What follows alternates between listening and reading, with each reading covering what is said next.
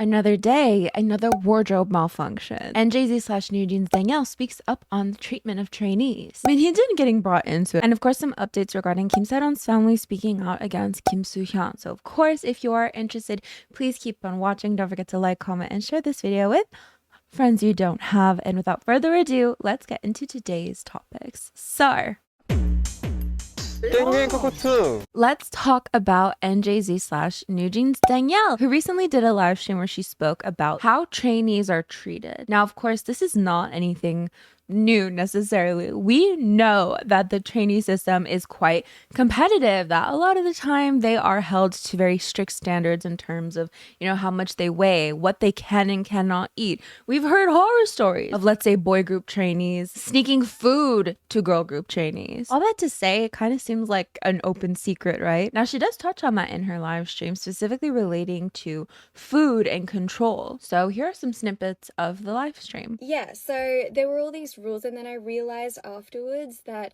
like a lot of these rules didn't have much meaning. And for example, and these are just like little things, you had to leave like a message before you were able to go to the toilet, and this was even in free time. And you were constantly being watched over when you were in the practice room. So you didn't have much freedom at all. I also actually remember, this is kind of weird, but I remember having to take pictures of what I ate before I was actually able to consume it. And I had to send them pictures to our manager, and she would have to check it. Anyway, there were lots of like little things. And the reason that we had to follow all these rules, this is how I felt. The reason that we had to follow all these rules was because otherwise we felt like we weren't going to be able to fulfill it. We weren't going to be able to debut. In case we get a copyright claim and this gets cut out, I am just going to reiterate what she said, give a little synopsis of what she said. Before going to the bathroom, they have to leave a message to their manager. They couldn't consume any food until they sent a picture to their manager of what they were consuming, and the manager checked it. They were constantly being watched, so on and so forth. I mean, I'm sure you've heard idols after they debuted, they're like, oh yeah, there's like CCTV footage in our apartments or whatever. But she continues on and brings Minhyejin into the picture. And this, of course, like very much changed when I met Minhyejin Nim. I remember her being like also extremely shocked when she heard about our life as a trainee. It was because of that time, definitely that time as a trainee, that I spent that time that I spent in such a confined environment, that I slowly grew ignorant of my emotions. I don't know how I went through that at that time. It just, like, looking back now, I could never go through that again, because now I know how much that changed me. Yeah. And we were very, very lucky. We were so, so lucky, because we got to meet Minhyejin Nim, who was there to help us like kind of break through that barrier, at least in a very creative way. So she was able to bring back that creative side of us, bring back that side of us that wants to do music, that wants to really, build a relationship with music. So for context, it seems they were source trainees previously, so hence why Minhyejin came into the picture, right? But she does continue touching on the subject, so here's another clip. Where they are non-stop being compared and non-stop being worries me. And I mean, like, just because those children, like, have... What I want to say is, just because those trainees, those children, have a dream to one day, like, perform on stage and to be a performer, they shouldn't be treated like dolls. They shouldn't be treated like dolls.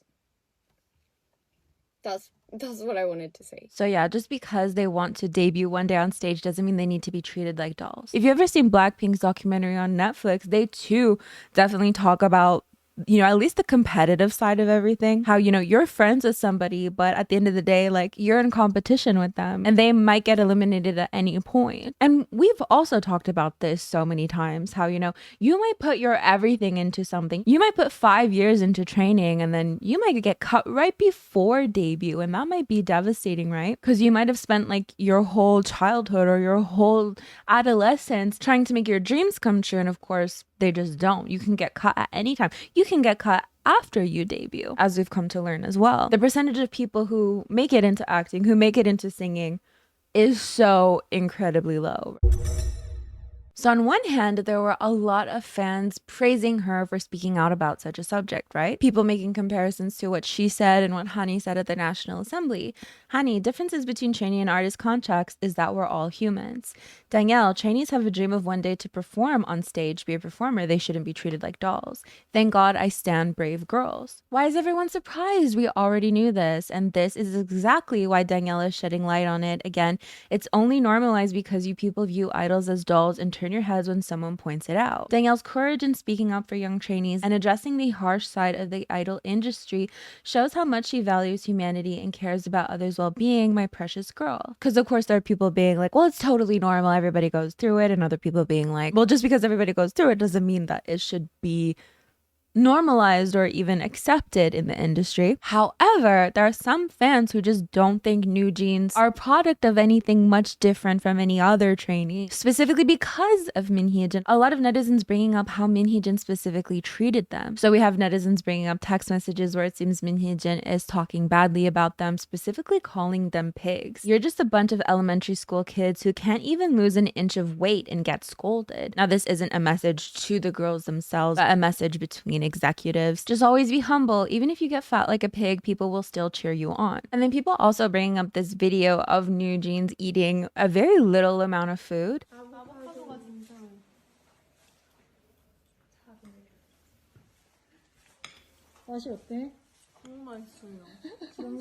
This video is actually filmed by Min Hee-jin herself, and she's saying, "Oh, is it tasty?" And they're like, "Oh yeah, it's so tasty." 반가운 소리다.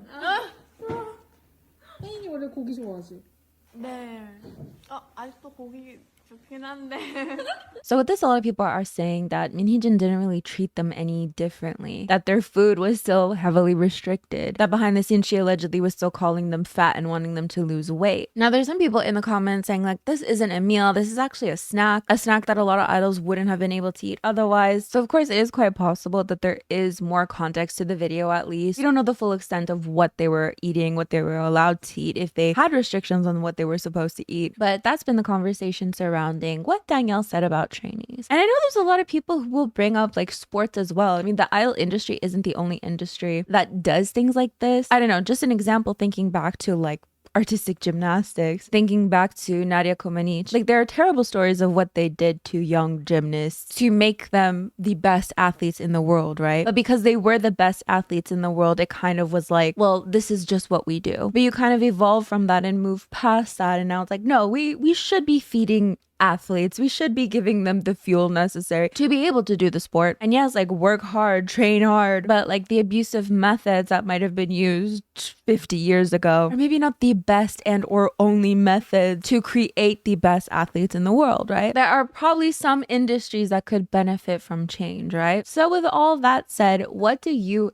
think? Because of course it is quite normalized. You'll just be seeing an idol have like a normal conversation and just so lighthearted, and all of a sudden, oh yeah, we weren't allowed to eat, or yeah, we had to sneak in food. Oh yeah, they watched us through CCTV footage like 24/7. Oh yeah, they'll just share stuff like that. And on one hand, of course, people are like, well, no, that's what it takes to make the best athletes in the world type of argument. And others being like, no, that's just absolutely wrong. Let's move on to Kpop Shenanigans, which are basically fun little things that have happened in K-pop recently and or quick news. And in quick news, we have another wardrobe malfunction. This time, surprisingly featuring aespa's Karina. Obviously, I'm kidding. You wouldn't have been surprised if it was her though, right?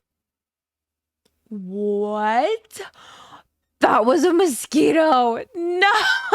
There's literally still snow outside. This time featuring Sakura of Le Sserafim. So let's see what has some fans in an outrage. By the way, what did you think of their comeback with Hot? What are your thoughts? Let me know in the comments. I'll share my thoughts after this segment. Okay, so this was the outfit that she was wearing. However, if we go down to her feet, we can see that her boots kind of have these straps hanging off of it, and the other one doesn't, so it seems that like the boot broke or something, which led to, of course, a tripping hazard. Oh, I see now. I guess it was tied in the back and it untied. The singular earphone.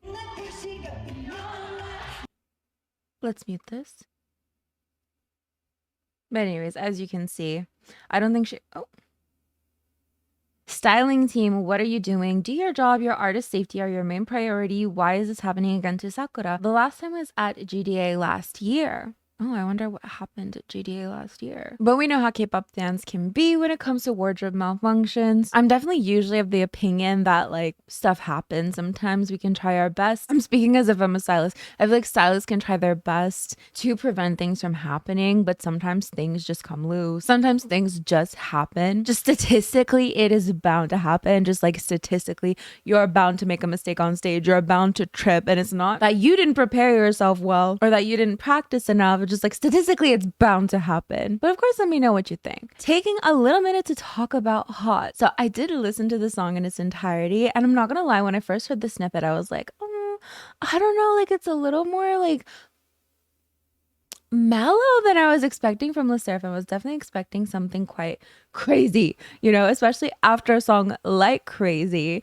A song titled Hot, I was expecting something crazy. That being said, I haven't seen the music video, so I'm about to watch that now for channel members and patrons, so stay tuned. So more quick news. Essentially, so many celebrities showed up to Jennie's Ruby experience in Seoul. I mean, let's just go through some tweets here. 17's Dino, Red Velvet's Irene and Yeti, Rosé with Meow's Ella, Anna, and Narin. Oh my god, that started a whole thing where they're like, Baby Monster is not Blackpink's sister group. It is Meow. Do you guys remember that whole conversation? Anyways. Oh, NJZ / NewJeans, of course, also being there. Anyways, there's a lot of people there, which I heard was like a criticism. I think there was like a reporter who did a review of the Ruby experience and like, oh, because of all the, celebrity appearances, there was like a 10-minute delay. Anyways, speaking of appearances at concerts, I know Jungkook of BTS was going viral for allegedly being at the aespa concert, which I thought was just so funny because I'm like, leave it to a fan to be able to recognize their idol with just like this much of the idol showing, because he's wearing a big hat and a mask. So, I mean, here it is. Jungkook spotted at aespa's concert last night. I'm sure people probably noticed his like bodyguard or manager or whoever is beside him. You put my fave in front of me just like this, I don't know who that is. A true fan is like, oh no, those are Jungkook's boba eyes. I can recognize him a mile away. And I respect it. Do I have a K-pop song of the day? Do I? I feel like I've been listening to some K-pop. And I, like, the past couple months, I haven't been listening too much. But, Like Jennie, I've been really appreciating Like Jennie. Ive's attitude. So I was randomly listening to music, which is not common for me anymore. I'm just not listening to music. But I listened to music the other day. And I got a couple songs that I liked. So Ive's attitude. I didn't care for it before. I've been like, oh, it's good. The Giver by Chappell Roan. Of course. I literally have YouTube music, so I could have been listening to it these whole months and I just never did. I don't know why. And then Strategy by Olivia Marsh. It just has such a fun like 90s early 2000s vibe to it, and I just thought it was nice. So anyways, that's basically it for Kpop Shenanigans, though I've been watching Yellow Jackets and Severance. So if anybody's watching those shows, I mean, go subscribe to my second channel, because I literally am doing like reviews of the episodes and we can all discuss it in the appropriate comment sections, because I'm a victim of being spoiled a show way too early.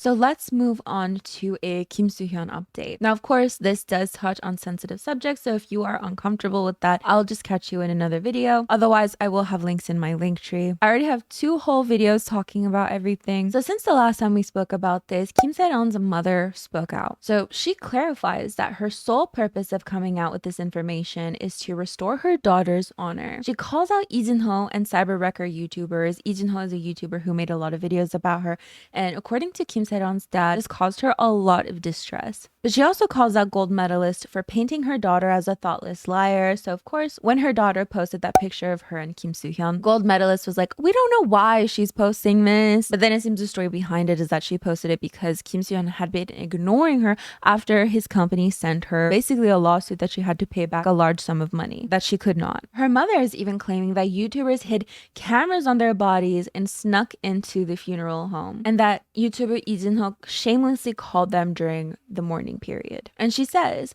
what Lee Jin-ho and his fellow YouTubers have done are criminal. However, under outdated legal frameworks, it is going to be difficult for me to hold them accountable for murder. As Se-yeon's mother, I seek to fully restore the honor of my beloved daughter, who was recognized for her talent as an actress. Moreover, I can only hope that this tragedy serves as a catalyst for legal and institutional reforms, ensuring that the media upholds its responsibility and integrity so that such injustices never happen again. So from there, we also see her father speaking out. So a lot of back and forth that we've been seeing is that Kim Se-yeon thought that she had to pay back gold medalist. Gold medalist paid off her penalty fees after her drunk driving incident, but then it seems that they were asking for her to pay back that money. Now, according to gold medalist, they were like, we had no intentions of actually recuperating that money from her. We just did that for legal reasons, it seems. But then according to Kim Se-yeon said she had no idea that that was their thought process. She was fully under the impression that she would have to pay back that money that she did not have. So according to her father, she contacted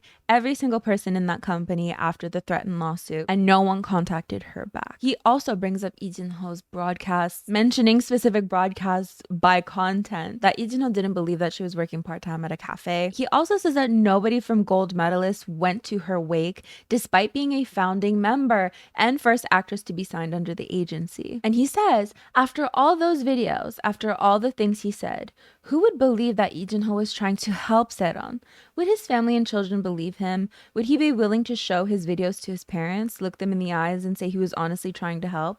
Can he interview them and ask them if they think that what he did was the right thing? Now, amongst all of this, the original YouTube channel that Kim Se-yeon's family went to was threatening to post pictures of Kim Soo Hyun. Some of them explicit, it seems. The YouTube channel basically saying, I'm going to reveal a new photo every day, one by one. If Kim Soo Hyun's statement next week turns out to be bullshit, I'm going to release 3 of the really bad photos videos I have. Just know that I have a photo of a person doing the dishes naked at his girlfriend's house. This received so much backlash, with even Kim Se-yeon's mother deciding against this. Today, Kim Se-yeon's mother told me she has decided against releasing some of the more shocking photos, like the dishwashing one. The dishwashing photo ended up being released anyways, though it was censored. After reading his statement claiming that he's mentally unstable, she told me that she's concerned about him and worried that he might choose to do something extreme. Know that this is the kind of people that the bereaved family of the late Kim Se-yeon are. But in the end, Kim Se-yeon's mother had specific demands. She wanted Kim Soo Hyun to admit that he dated her daughter as a minor. For Gold Medalist, she wanted an apology for media manipulation, where they claimed that the two had never dated. And again, when they had stated a couple days ago that they had never dated again. She wants Gold Medalist to acknowledge Kim Se-yeon's contributions as a founding member of the company. She wants them to publicly acknowledge and apologize for sending a legal notice demanding that Kim Se-yeon repay back that money. And then for her 5th reason, she says, the reason why Kim Soo Hyun was not mentioned in our official statement was to focus on and warn against Lee Jin-ho and malicious online viral reporters. Our family is not seeking anything from Kim Soo Hyun or the agency, aside from an official apology. And then in 6th, to prove the falsehoods that were spread by Lee Jin-ho, we were left with no choice but to mention that Se-yeon was in a relationship with Kim Soo Hyun. It was an unavoidable situation that required revealing Kim Soo Hyun's photos. We hope everyone can offer their understanding. And with that, it also seems the family will be suing YouTuber Lee Jin-ho. So Gold Medalist has responded to this. So they're maintaining, of course, that there's no justifiable reason to be releasing his private photos. They acknowledge the pain that Kim Se-yeon's mother must be experiencing and express their deep sorrow and regret for that pain that the deceased had to endure. We also deeply sympathize with the concerns Mrs. Kim Se-yeon's mother raised regarding the nature of various reports about the deceased. As stated in our recent official statement, Mr. Kim Soo Hyun has also suffered harm due to Kado Sero's reports, but they're saying that certain points that the mother made are different from their perspective. Publicly debating these matters is not an appropriate way to honor the deceased or the mother's efforts to restore their dignity. And they express their intentions of meeting with her mother privately. So of course we continued to see ads being taken down of Kim Soo Hyun, brands distancing themselves from him. He's even going to be edited out of the next episode of Good Day. But with that, that is our update on the whole situation, and I'll continue to keep you updated. But that of course is where we're going to end this video. Thank you so much for watching, and a huge shout out to the lovely individuals who help support my channel on a monthly basis. It means the world to me. Of course, as always, I will have resources linked in my link tree, but as for me, I'm gonna get going, so I'll see you guys next time. Bye.